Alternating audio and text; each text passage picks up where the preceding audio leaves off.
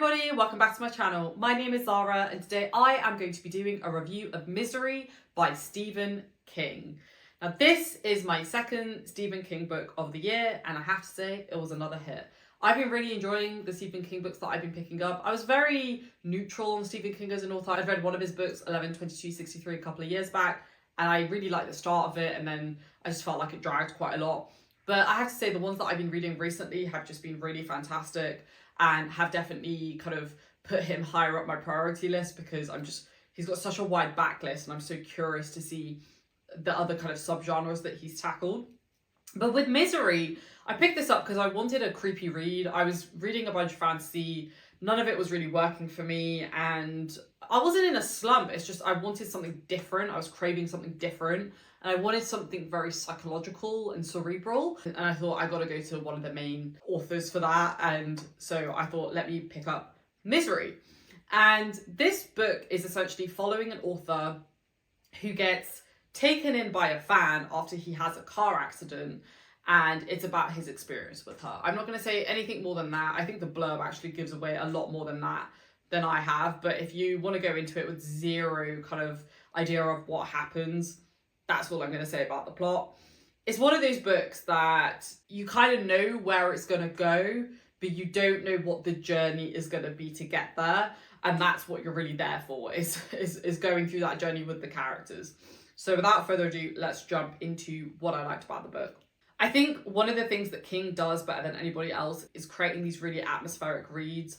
I think he's one of the best at this out of everyone that I've read so far. From the first chapter, we know as the reader that something isn't right. We know that something is off. We can't quite put our finger on it, but we all know something is just weird and just off kilter. And the tension slowly builds and it hits multiple crescendos throughout the book. And you don't really know what's going to happen next, but you know it's going to be something bad. And that's what I love about King. I think he's able to create that sense of tension, but maintain the sense of tension throughout the book, even though you know you're getting closer to the end. You still don't really know what's going to happen. And I just think he's an absolute master at that. And that brings me into the kind of feel of the world that he's built. And it feels very claustrophobic. And that's represented by the fact that we are just basically in this one room the entire time. That's not really a spoiler. You'll get that sense if you read the blurb of the book. But we are basically in one location the entire time. And it feels very oppressive. It feels like the walls are closing in around you. So, you know, a word of warning, if you don't like that type of feeling, I wouldn't recommend this book. I'm not one of those people that tends to get claustrophobic. Thankfully, I'm not a big fan of like really, really tight spaces, but I wouldn't say I get like anxiety over it or anything like that. So for me, it just felt very oppressive. And that's coming from somebody who doesn't tend to kind of get claustrophobic. So if you do have that as a kind of anxiety, I definitely wouldn't recommend this book for you. But it is just, it's very disturbing.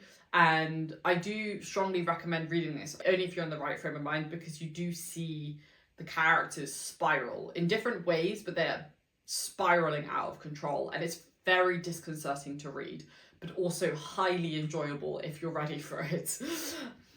The next thing that I really liked about it is the character work, that we are predominantly following two characters. The book is written from the perspective of Paul Sheldon, who is the author. He has written a very famous series, and he ends up ending that series by killing off the title character of that series. And he has a car accident right at the beginning of the book, and it's basically about his journey as he interacts with this woman who is essentially holding him captive. And we are seeing him unravel and his mind spiral out of control once he realizes that and what has been planned for him. We realize alongside him that the chances of him coming out of this alive are extremely, extremely slim. And the despair and the sense of isolation and the loneliness is just absolutely remarkably captured. And like I said, it's very difficult to read, but it's so well done. Like, so well done. And that brings me on to our next character, Annie Wilkes. Annie Wilkes is, I would say, the focal point of the story, and she is really the character that shines. And my gosh, is she one of the creepiest characters I've ever read. She is so creepy. Like so creepy. There were multiple times I got goosebumps from reading this character. Whether it's something that she does, like a small detail, a small action that she does, or it's something that she says. She's just such a creep. Like, honestly, it's just really quite terrifying actually to think about it even now. And when we're first presented with her, she seems normal, but slowly we realise that this person is just evil and something isn't right with her mentally.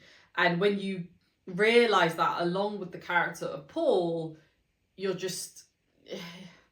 I don't know how to explain it. You just feel deeply uncomfortable and you get this sense of dread on behalf of Paul because you just know it's not going to end up well.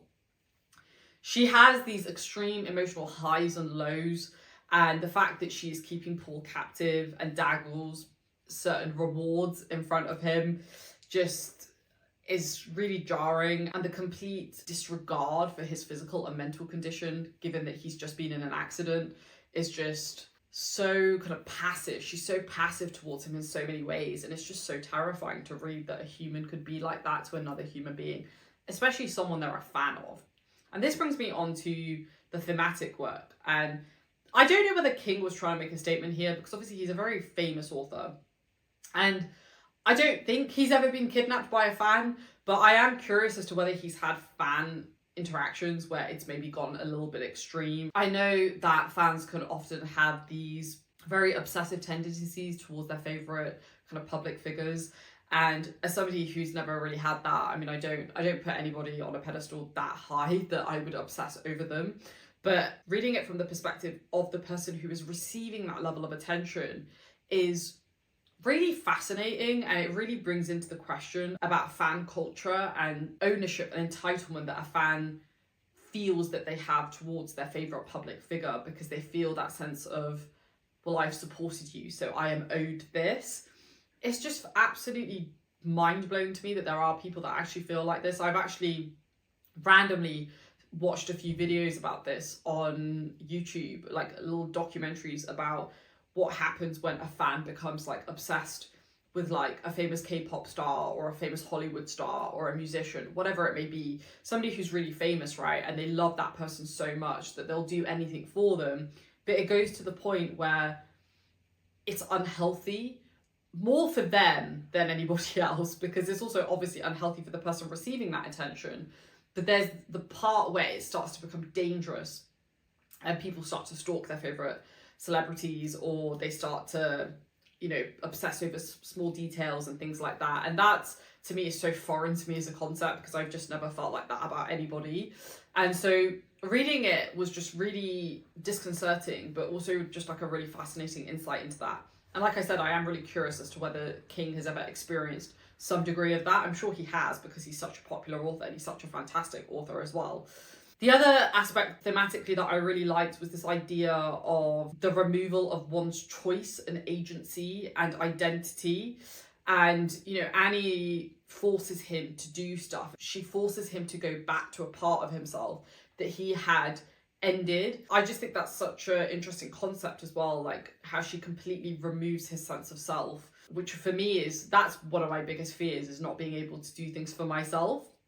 So reading that on the behalf of Paul was just very not nice. That wasn't very eloquent, but it was not nice, because that is something that I feel very strongly about, that I have my agency and that I'm able to make my own decisions. But Paul, by the middle of the book, doesn't have any ability to make decisions for himself, and that's just terrifying, absolutely terrifying. And then the last bit that I'll mention, kind of thematically or topic-wise, is specifically to do with Annie and how she has these kind of very narcissistic tendencies, and, you know, she's constantly gaslighting him, she's constantly making him feel like she's the victim, and it's just very, you know, again, I've read a lot about narcissism, and it's just textbook narcissism. And I do think she's just straight up evil. Like, I think she knows what she's doing. I do think she's mentally ill as well, which potentially exacerbates the tendencies that she has, but she's just a horrible person, and she has like zero lack of accountability. So I just thought the thematic work was quite unexpected, but like in the best way possible. And I really enjoyed being in Paul's head as he was going through this absolutely horrific experience. There are some really horrific things that happen to him violently, and again, just kind of like a trigger warning if that's not something that you like reading. It's not something that I particularly enjoy reading, but I can stomach it. If that's something that you don't like reading and you can't stomach, then I would definitely stay away from this book, because there's a lot of it, and it's very visceral as well.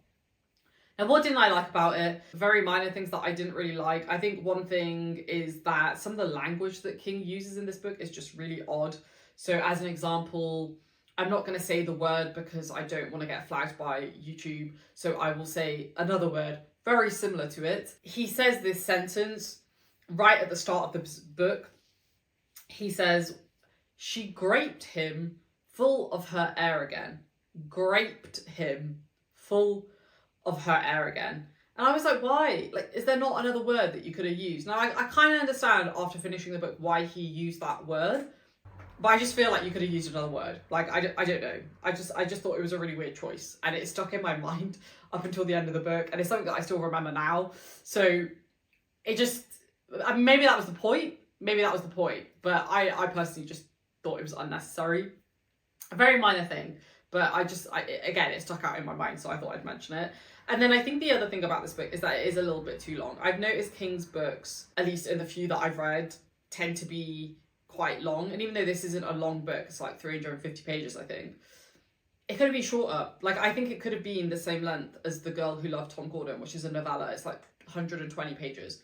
I actually think this would have really worked as well as a novella. It would have just been sharper. It just would have been more to the point. But again, I understand why he decided to make that decision. It's just a personal choice thing. I ended up giving this book 4 stars. I really liked it. I really, really liked it. And I know there is a movie that I probably will watch at some point. The thing about me is I generally have a higher tolerance bar for horror when I read it versus when I watch it. So I don't know if I will watch it. I'll probably check out some reviews before I do that, but I do want to watch it. If you have seen it, let me know down below if you think I'll be able to get on with it. But I don't mind creepy and psychological. I don't like jump scares, which there isn't any in this book, but I don't know, maybe the tone of the film is like too much. So again, I don't know, let me know down below in the comments, but I will watch the film at some point. Overall, I really loved it. I think it's a really good book between kind of fantasy stuff. It's very much a psychological horror, and I think if you like that stuff, you'll love this one. And I'm excited to keep continuing on my King journey. Thanks for watching, folks. Let me know down below in the comments if you have read it, and I will see you in the next one. Stay safe, as always, take care, and I'll see you soon. Bye.